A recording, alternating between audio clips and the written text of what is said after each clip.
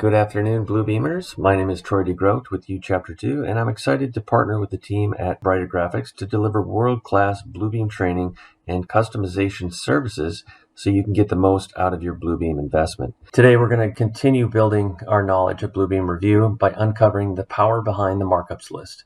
We'll look at ways we can sort, filter, hide, and import all this valuable data.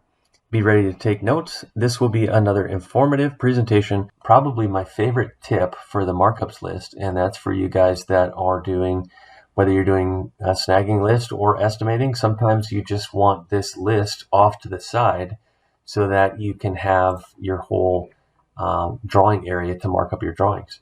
So the trick here is if you come way over to the left side and grab onto these three little lines with your left mouse button, you can drag that, and you can drag that onto another monitor if you want to. So you could have this entire markups list just generating off to the side on a different monitor while you're working on your drawings over here. So one of my favorite tips there as far as efficiencies and getting a clear workspace. Thanks for joining us.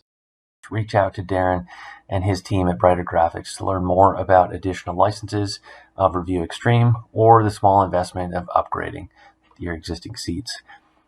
And as always, if you have any questions regarding training or customization services for your company, don't hesitate to reach out to our team as well.